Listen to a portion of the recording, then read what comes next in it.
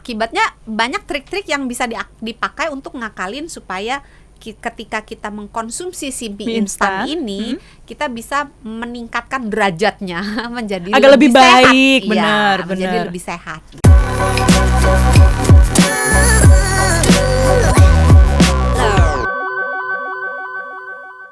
Doksan, itu tadi dari bahan mie. Kalau kuahnya sendiri, saya satu pernah baca di Twitter, ada yang bilang Baca apa denger? Baca dong dari Twitter, Doksan. Nice. Oh iya. Soalnya kan denger nih gitu kan. Kalau kata rumput tetangga nih, enggak dong.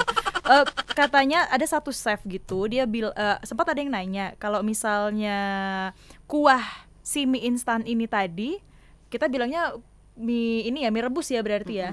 Si mie rebus ini tadi kuahnya kita buang atau diganti dengan yang baru. Karena dulu saya dibilangnya adalah mie instan yang sehat itu kalau kamu habis ngerebus airnya itu dibuang terus diganti dengan air yang lain. Nggak enak. Oh oke.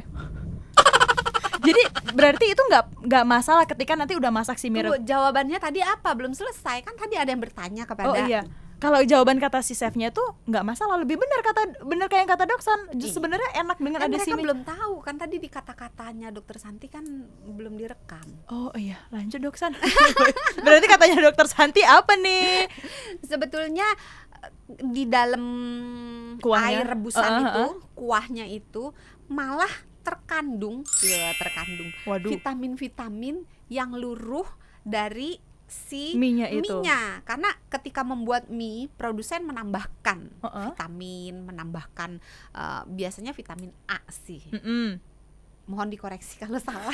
Boleh tolong terus kolom komentar ya sahabat Sonora. Nanti sahabat Sonora pada ke dapur semua lihat bener nggak nih? Bener nggak nih kata Dokter Santi? Ada vitamin gitu A-nya apa enggak? Jadi kandungan vitamin-vitamin dan mineral yang terlarut ketika proses perebusan si mie yang kering itu menjadi mie rebus gitu. Jadi kalau dibuang berarti ada sebagian nutrisi yang terbuang gitu. Jadi nggak usah khawatir. Ini makanya sahabat Sonora, airnya nggak perlu diganti. Berarti ini alasan, ini adalah satu rumus kenapa mie instan abang-abang burjo itu enak.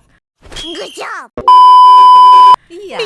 Minyak nggak dibuang, kuahnya nggak dibuang. Lagian kalau misalnya kita merebus mie instan dan kita tambahkan misalnya potongan ayam atau potongan apa? Oh, saringnya di situ ya, benar, di air. Justru kaldunya itu kan yang nendang, yang bikin nampol. Kenapa semua bilang kata-katanya nendang sih? Tapi Doksan, itu kan tadi kalau katanya Doksan kalau kita ngerebus mie ada vitamin yang luruh. Tapi dulu ini sempet ada yang bilang katanya si mie instan ini dilapisin sama ada lilin-lilinnya. Makanya ketika kita ngerebus itu ada putih-putih. Ada dong lilin-lilin kecil. Oh, oke. Kan kecil mie instan. Bener sih. Bisa nggak refernya ke lagu nggak sih Doksan?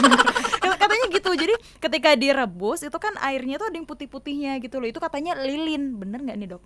Makanya ada yang dibakar terus nyala, berarti mengandung lilin itu. gitu. Kertas dibakar juga nyala, daun kering dibakar juga nyala, berarti ada lilinnya. Ini tapla ini juga dibakar nyala sih. Ada lilinnya berarti. Rambut juga dibakar ada lilinnya berarti. Jadi sahabat Sonora ya, itu tidak berbanding lurus ya. Jadi apa-apa yang bisa dibakar tidak serta ada lilinnya, membuktikan bahwa itu ada lilinnya gitu.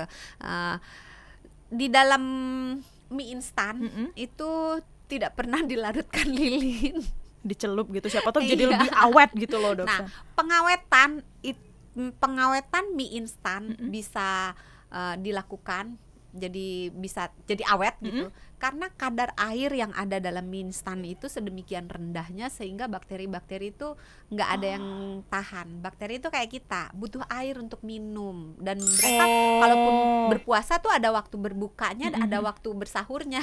Jadi kalau nggak ada airnya mereka nggak bisa hidup. Jadi karena tidak ada kuman, tidak ada bakteri yang hidup, maka mie instan menjadi awet. Jadi nggak usah khawatir sahabat Sonora, nggak ada lilinnya dan dia bisa awet bukan karena penambahan pengawet dan seterusnya, tetapi karena kadar airnya sangat rendah. Itu dia, sudah terjawab ya di Kamu Sehat topik yang kali ini.